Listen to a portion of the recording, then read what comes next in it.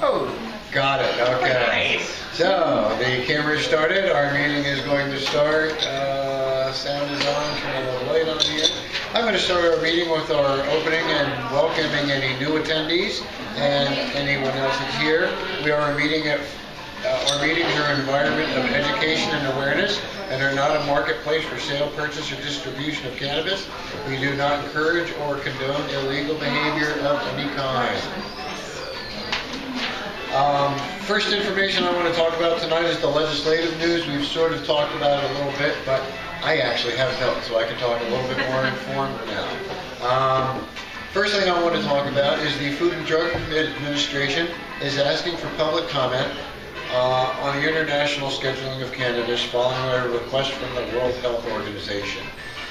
This isn't really a big new thing. They actually do this on occasion.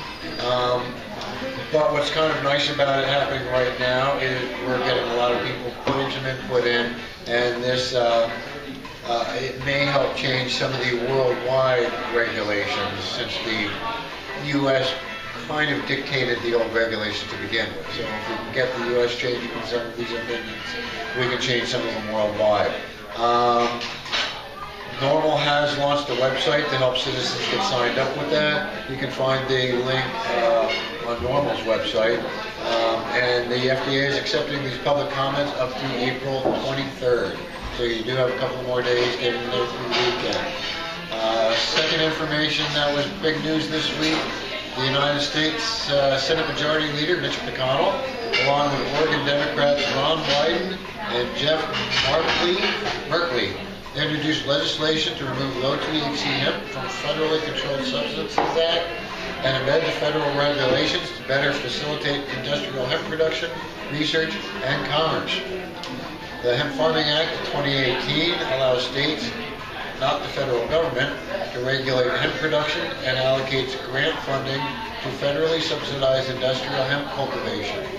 According to the Congressional Research Service, the United States is the only developed nation in which industrial hemp is not an established agricultural crop. McConnell introduced the bill S-2667 on the Senate floor on April 12th. Next big news in federal is the former Speaker of the House, John Boehner, along with former Republican Governor of Massachusetts, Bill Weld, have joined the Board of Advisors for Acreage Holdings, a multi-state corporation operating in the medical and recreational cannabis space. In response to this announcement, NORML Executive Director Eric Altieri issued the following statement. John Boehner's evolution on marijuana legalization mirrors that of both the American public and in general and Republicans specifically. Recent polls find that over 60% of Americans support adult use marijuana legalization, and for the first time this percentage includes a majority of self-identified Republicans. Allowing states the flexibility and autonomy to set their own marijuana regulatory policies is consistent with conservatives' long-held respect for the 10th Amendment, as well as the party's recent embracing of popularism. Altieri continued, regardless of motive, former Speaker Boehner is still held in high regard by a large percentage of the GOP membership and voter base. We look forward to his voice joining the growing chorus calling for an end to cannabis criminalization. Anything that expedites the ability for patients to access this safe and reliable treatment alternative, and that facilitates an end to the practice of arresting otherwise law-abiding citizens for the possession of a plant, should be welcomed with open arms. That one needs a little applause. Thank you, John Boehner, for what it's worth. Fourth thing on my list at federal level, Trump administration pledges non-interference in legal marijuana states. Well, the Republican Senator Cory Gardner of Colorado said that he had received a verbal commitment from President Donald Trump specifying that the administration will not take action to disrupt marijuana markets in states that legally regulate the substance. Since the campaign, Trump has, this is a quote, has consistently supported states' rights to decide for themselves how best to approach marijuana, Gardner told the Associated Press. Late rescission of the Cole memo will not impact Colorado's legal marijuana industry, he added. Furthermore, President Trump has assured me that he will support a federalism-based legislative solution to fix the states' rights issue once and for all. Because of these commitments, I have informed the administration that I will be lifting my remaining holdings on Department of Justice nominees. So there's that. For very good, strong, positive federal actions this past week. Any comment? Questions on that? Did you go over what's happening Thursday, right? We're getting to state next. Oh, right. Now our next is state legislative update news. Not a whole lot in that. The first thing I want to talk about is S212 did not make the crossover on April 10th, so that has basically died for the year. But then surprisingly heard that H3521 will be out for this. They'll be discussing that on the 3M committee on Thursday, starting at 9 o'clock in the morning. And that's all I know about it. I don't know if they're going to be doing any voting or what the discussions will result in. And as I was talking to some of you earlier, even if they do vote it out of that medical affairs committee, crossover to the other part of the legislature is done for the year, so I don't see it going anywhere unless I'm missing something. But it's still good news that H3521 is getting some action. I remember Jill saying that they wanted to get it out of committee because they want it voted on the floor so they can find out who's for and who's against. Okay, so they're hoping to at least get a floor vote so we can be clear who our supporters are and who our detractors are. Because she wants to get the people out of Congress who are out of the state house who are against it. So yes. She's thinking about not for us, we want them out. Right. She's thinking about using that against them when it's time for them to be reelected. And that's probably very good, especially in an election year where we've got all these new candidates out there. And that's the next thing I want to talk about a little bit with our state legislative news. We have a candidate packet. I've asked our Deputy Director, Suzanne Burbage, to start forming a list of any state candidates.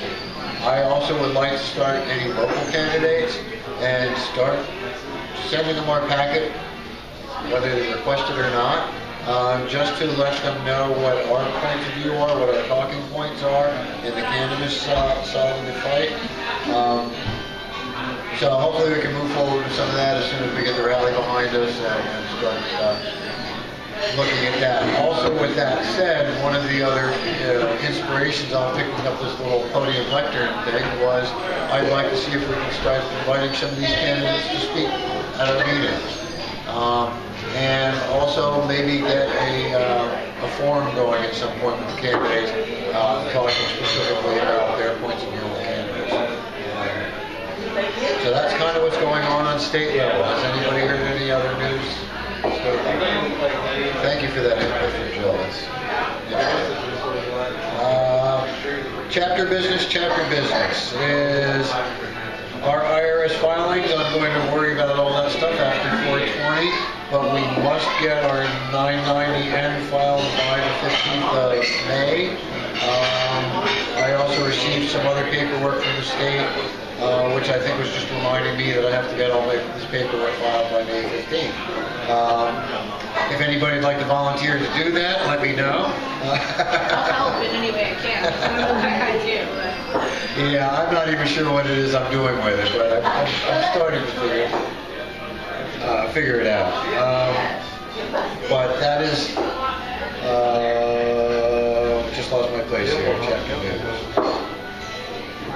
Oh, that rolls right in with our sales and tax exempt stuff. I'll be working on that right after 420, and hopefully by next month's meeting, I'll be able to report that they've all been filed and they're not going to drag me off to jail for anything.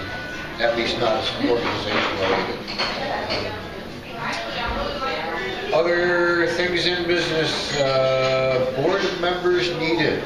I do want to bring this up real quick because Tina had asked me about it a little bit. I think I alluded to her that I've been having, again, some conflict with one of our volunteers. I just want to reiterate that my job is to try and direct people and not to follow their directions.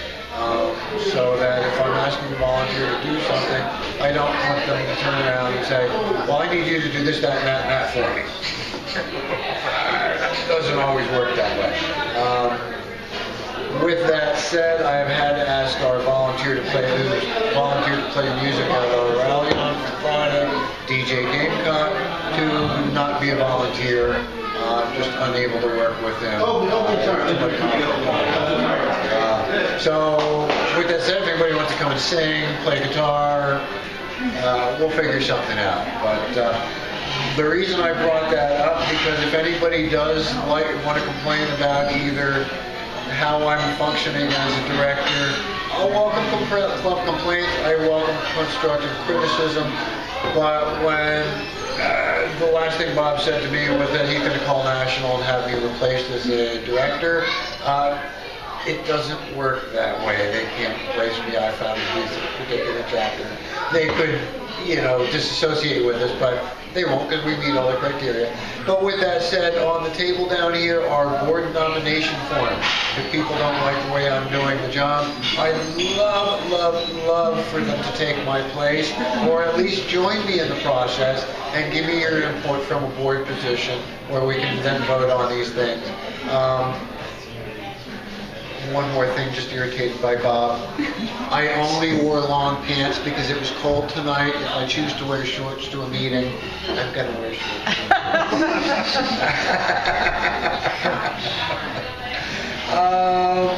Our normal website update. We, looking at the notes from last month, saying we've got the sponsorship packages on the website. Sponsorship packages have now been turned off on the website because our sponsorship deadline has been met. Very happy to announce that we did get 8 sponsors to sign up for the event this year. They are listed on our flyer down at the table. I can't necessarily remember all of them right now, so I'm not going to even try because otherwise I'll skip somebody and feel bad about it. But they all wanted our slightly higher sponsorship pack so they could get their logos on the back of the t-shirts. And I was very excited. Of the $1,500 packs that we had, sponsorship packs, 8 of them were taken.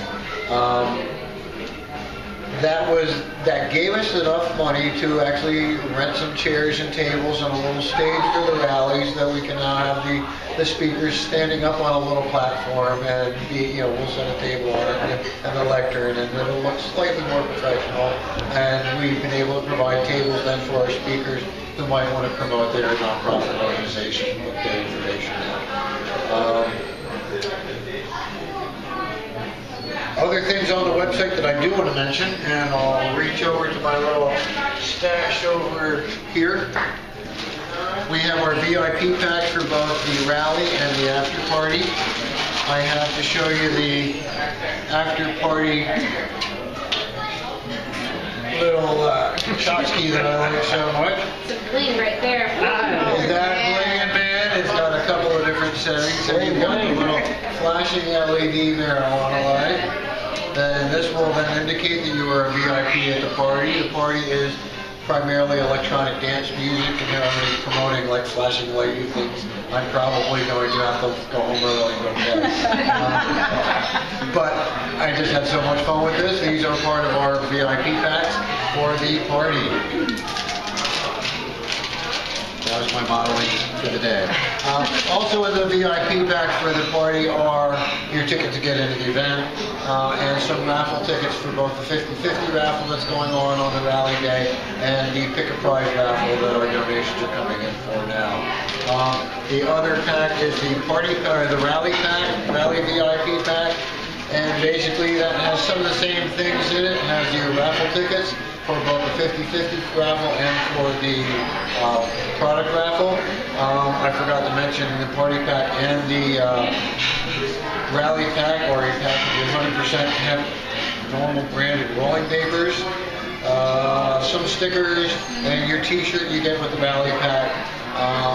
Hopefully, talk to the t-shirt maker today, and I think they're actually printing them today. So, they should be dry by Friday. You have to save one for me while I'm out of town. I need one. Like, I'll buy it. Well, you gotta tell me your size and then I can. Okay. Because you're just so wonderful to us. But we have very little, I think we have a limited number, although when I told him today the sizes that I wanted in that limited number, he responded with, I just ordered a whole bunch of them. So I don't know. And I do want to say the folks at Pot Meadow and the Charleston T-shirt Factory will be putting their logo on the back of the shirt and donating all of the shirts to us. Ah, that's amazing. Woo! I was thrilled when he mentioned that to me yesterday. Those guys are so great, right? They're hilarious, I must say. Very good folks. So that is our website update. If you want to pre-order any of your VIP packs, and then we just put you on the on-call list at the party, or you pick up your shirts and stuff at the rally. Our membership count dropped a little bit this month to 35K members. I know some people are waiting to 420 to sign back up because they want to sign up on that day. But what it is we've had a couple of memberships expire, haven't renewed yet, and then the new ones, so we dropped one. Our newsletter count, last count, was 255 people on our newsletter list. I have 988 followers, likes on our Facebook page, which is last week's number. I know we rolled over 1,000 a couple of days ago. And Instagram, we're around 364 followers on Instagram. Committee reports. Not a whole lot going on in our communications PR committee. Well, I shouldn't say that now that I look at my notes. As always in our committee, members are needed. But what I want to talk about in the first committee, the Communications Public Relations Committee, that we have now gotten our brochure printed. Our first round of brochures. I think we've got most of the typos out of it. Talking with our contact at National, he suggested that we go ahead and maybe edit this one top section that has some negative comments in about traffic accidents, but they're not related to cannabis itself. They're related to the bad conditions of roadways in South Carolina. I just didn't have it in me to rewrite that segment at this point, so we printed it as it was. Also below that, you'll notice the 2 advertising spots. We've put Leafly in because they are one of our sponsors for our membership drive, but both of those spots are available for any advertiser that would like to advertise in there. I want to go over this just a little bit. The front basically tells a little bit about NORML and how they started. The inside, the top section, mentions our mission. The section just below that talks about our 6 areas of focus, and that is what we're basing our whole rally upon this year. So we're going to have 6 different speakers talking about those 6 different points of focus, whether it's the hemp, whether it's the medical marijuana, whether it's the civil asset forfeiture, whether it's PTSD and cannabis, decriminalization, or any prohibition with full legalization. That pretty much describes what our focus points are on our organization are. If you flip to the fold-in, this has what's called the NORML Freedom Card. This is basically something we will recommend people cut off at the bottom of the brochure, keep it in their purse or their wallet, keep them with them at all times, just in case they are in contact with an officer of the law. You hand them this card. In essence, it says that you are going to invoke your First, your Fourth, and your Fifth Amendment rights, and that you won't speak unless your attorney's there, and all that kind of fun stuff. So I'll ask you to read over it because I don't have it memorized to give it to you accurately, but that is something where we think some advertisers, especially criminal defense attorneys, might want to have that just on the back of this because it might be carried by somebody who's in trouble with the law or is having a confrontation with the law. On the back, we have then put on some different steps on how to get involved. First one, right off the top, register to vote, contact your legislators, attend our meetings, volunteer volunteer, become a member, donate, become a sponsor. And they go into a little bit more info on those. But first round, first 1,000 are printed. We're ready. They showed up just 2 or 3 days ago. Still smell the wet ink. And I'm hoping to give away almost 1,000 of them on it at the rally. Maybe that's a high hope, but that's me, high hopes. Next on the list, I'm going to go right to the next committee. Outreach and Education, which is Kayla's committee. Hi. Kayla, let me fill you in on what's going on in your committee right now. As with every committee, members needed. Our Outreach and Education Committee really are the folks that man our information tables, along with our membership committee. We'll get into that in a minute, but they handle our information table. With that said, I had a meeting today with a sales rep and a DJ at 1055 The Bridge, Jim the Critic. They want to collaborate with us on voter registrations. Wow. So whenever they go to an event that's appropriate for us to be at, they want to set up right next to them with voter registration type stuff. That's awesome. That is awesome. I think it's a great Get ready for collaboration. a busy summer. Yes. I'm really excited about it. Like I said, the meeting went well today. I was able to give them some really good information on what's going on right now with the advocacy in the state and what's going on in the legislature. Fill them in on a couple of things they didn't know about. Talked about some other events we might be able to put on. I think it's a 710 event. And they went, 710? What's that? So there's a couple of people that explained that to me today. It's been fun. And if anybody doesn't know, 710 is sort of the new age 420. If you take the number 710 and flip it upside down, it says oil. So it relates to a lot of concentrates and extracts and things like that. So that is 710 day. That's a new one, isn't it? Yeah. So we may or may not be able to put something together with that with them, but it's very excited that they're looking to work with us. They also gave me a name of 2 different organizations that are voter registration type organizations. I believe one is called Headcount. I reached out to them. They had a New York address. I left them a phone message today. I don't know if they have any organization here in the Charleston area. And the other was the Palmetto Project that they said also helped them about 25 years ago when they were doing the same sort of registration drive so that they could end the blue laws on alcohol in the state, the no Sunday sale laws on alcohol. They did the sort of same thing back then. So 1055 The Bridge. That's crazy. I think that's awesome news. Yeah, and they reached out to me about 2 weeks ago, but then I kind of got stuck with this jury duty thing and was having a hard time meeting with them, and finally today I got to meet with them. Event committee. Guess what? We got a big event coming up in a couple of days. Top of the list, members needed in that event committee. Second on the list, Team Normal. Cooper River Bridge Run had 4 participants finish the bridge run. We didn't all happen to run together, and I know 2 of us, my wife and I, walked. We don't run, but we did the whole 10K, and we were very happy about it. We can't wait to do it next year's, and we're probably going to be signing up again Team Normal for the Connector Run in October, the James Island Connector Run, and we're starting to look at maybe a couple other 5 and 10Ks in the area and see if we can get Team Normal to get out there and represent. Again, I call them runs. Not my speed. But that was fun. The next thing is 420 Rally.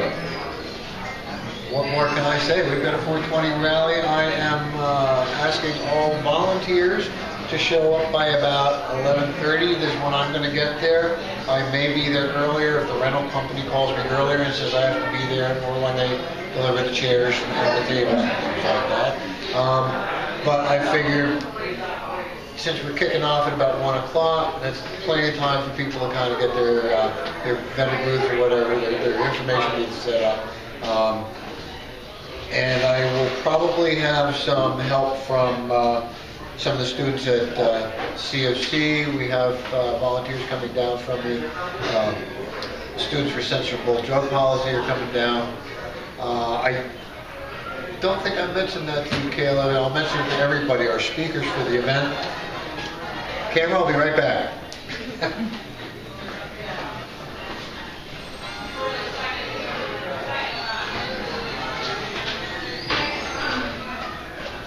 I'm super bummed I can't be there, to be honest. I'm kind of bummed too, but hey, you know, the I boss was is the really boss. excited for it. Our speaker list is, in my opinion, very impressive, especially considering how we've grown from last year. We have Jill Swing, who's the president of South Carolina Compassionate Care Alliance Company. She's going to be talking about, on focus point, medical marijuana. Second on our list speaking will be about cannabis and PTSD. I could not find a specific veteran supporting nonprofit to provide us a speaker for that particular spot. We have Eric Allen, who is one of our, I believe he's a member. I know he's one of our volunteers. I thought he would be here tonight. Also, he and his wife work closely with the Movement for People's Party and the Green Party here in Charleston. And Eric was also very active when he lived up in Delaware with Delaware NORML.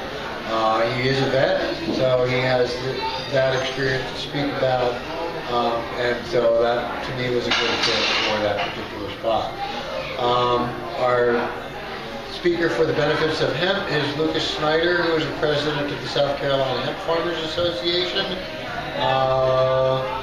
Civil asset forfeiture law reform is Susan K. Dunn, who is the legal director at ACLU of Charles Croft, South Carolina. The newest one on our list, actually on this, it says to be announced, decriminalization of cannabis. We have, did I write it down? Kevin Halls, who is the incoming president of Students for Sensible Drug Policy over at CFC. I've asked him to talk primarily about decriminalization of cannabis, but in that I've also asked him to speak about the school to prison pipeline. It's something that I wasn't aware about, had never heard about until I moved to Charleston in South Carolina. And when I started hearing, good example, Pastor Thomas Dixon talks about it quite often in his campaigning. But apparently with these resource officers in the schools trying to protect our students, they're actually arresting quite a few of them for possession of small amounts of marijuana and sending them directly from the schools to the prisons. And this is just not right. It's just not the way to be treating our students, especially if it's something simple like a little bit of cannabis. So that is, and Kevin Hall, who's the speaker, has been incarcerated for just that reason, so he's speaking from experience on that. And then myself, I'll be talking about legalization of cannabis, hopefully the end of prohibition, and the benefits that can bring. I might have to start planning my speech soon. Getting close. That's pretty much it. After the speakers talk, we will start forming a single, what we're calling a line of compassion around the outer edges of the park. The reason I phrase it that way is because I don't think we're necessarily permitted by the permit that we filled out to be on the sidewalk, King Street and Calhoun Street. But I figure if we're like single file against the edge of that outer sidewalk, we did that last year, police didn't bother us, and it gets us seen a little bit more visually by the traffic that's coming by. At 4:20, again, our moment of silent solidarity, and then we'll return back to the speaker area for closing statements. That is the rally. We have a couple extra of the flyers, posters down on the table. If anybody wants to take them, find some place to hang them out, even if it's just for a day or two. Trying to get as many people to know about it as we can. I'm really thinking it's going to be bigger than I thought it was going to be when I started really putting it together back in January. And I'm going to ask everybody that's here to remind me, don't wait till January next year to start planning. We can actually submit our permits as early as the first week of September for the parks. I've had a couple of different, and that's for the city parks in Charleston. I do know the critics said, hey, head up to North Charleston to the Bend, I believe it is, or something, the Riverfront Park up that way. Oh yeah, that is a huge venue. Yeah, and so he suggested right off the bat, take our rally up there next year. So I've been thinking Riddlebank, but that's another option up there. And he says, you take it there, people will come. So that's probably a good option. I got a suggestion. Yes. Well, I mean, we work all in green up there, and a lot of musicians tie in music with your event. You could do a weekend event. You know, camping and everything's available right there in All Green. And with the next 2 years, having 420 fall on a Saturday and a Sunday the following year, I would like to see if we could expand it. I mean, I know we're going to blow it up next year being on a Saturday. If we try and expand it to a weekend event, that could be interesting. I'd be apprehensive only because I've been overwhelmed at this event. What do you know Eddie Green? Do you know Eddie Green? I do not. Okay. I do not. I follow Allendale Green on I think Instagram and probably Facebook. I may have even sent him a You need to come on out and check out that scene out there. It's pretty serious. Because I was thinking about that maybe as our after party option as well this year, and then I was just a little worried about what if bad weather, what if indoor, that kind of thing. Right. Anyway, that's going to take me to my next step, which is talking about our after party. We've been invited by another organization, another group that's putting on a production over at the music farm. And so since they've invited us and been so generous with us as far as providing us some tickets for our volunteers, letting us set up our raffle and our table and stuff inside their event, this is our official after party this year. We again have some of our VIP packs available on the website for that. Their official kickoff time for that, I believe, is 8 o'clock, but as soon as we're kind of done tearing down at the park, we'll probably be allowed to get in there and start setting up our stuff over there, and maybe catch a drink and bring our snacks and whatever so we can catch our breath before the actual party kicks off. Events.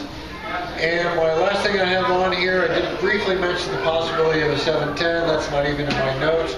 What is in my notes is I had talked about proposing a hemp fest for the first Saturday of November.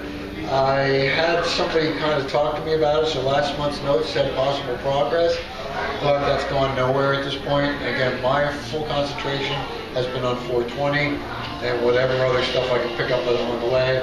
I'd still like anybody who wants to maybe think about, help plan a hemp fest for the first weekend, first Saturday in November.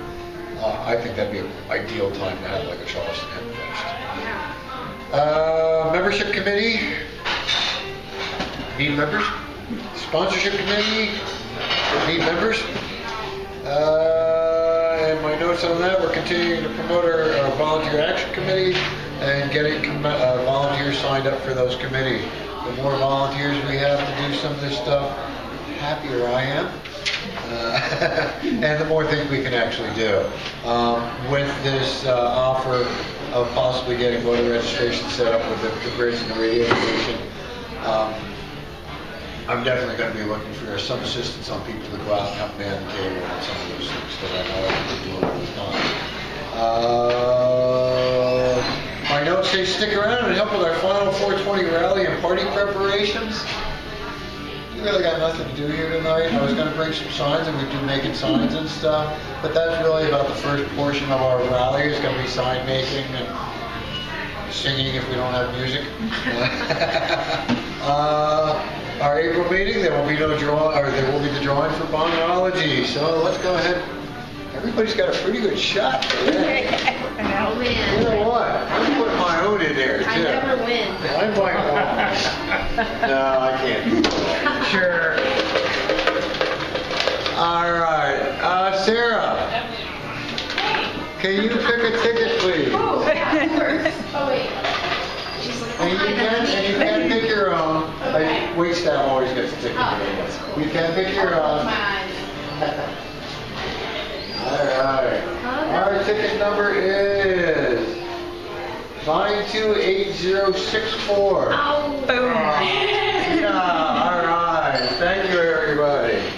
Here it is. Good deal. Making 35 of the most bombastic of bombs. I made both espressos. Probably, yeah. I looked slip through a briefly, I'm like, Applebaum, been there. I think I pretty much, I'm a little more advanced now. I bet my boggy is. Well, most of the books I've been doing recently have been more informational, historical, and I just thought, I want to go something a little bit Just more for fun fun, this yeah. month. Cute, yeah. So, you know, I surf eBay and I look for relatively inexpensive books. Matter of fact, I got one, has a good retail value on it, but I mean, I didn't pay a whole lot for it. But I'll have one for the raffle on Friday. I'll have to do mocktails and cocktails with like CBD and hemp extracts and stuff like that. So that was. I So, think are we able to bring something for the raffle? How does that work? I She sent me some 3 items, 3 different items. Yes. So I have those. I just got them from the post office today. Haven't finished like my stuff to get them prepped and labeled, but yes, I received that stuff today. Thank you very much.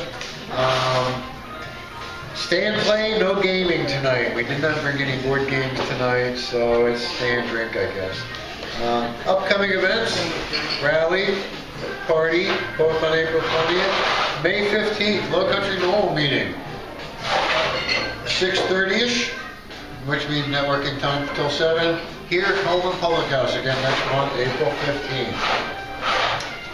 And that's all I have for you, so I'm going to go ahead and push the button.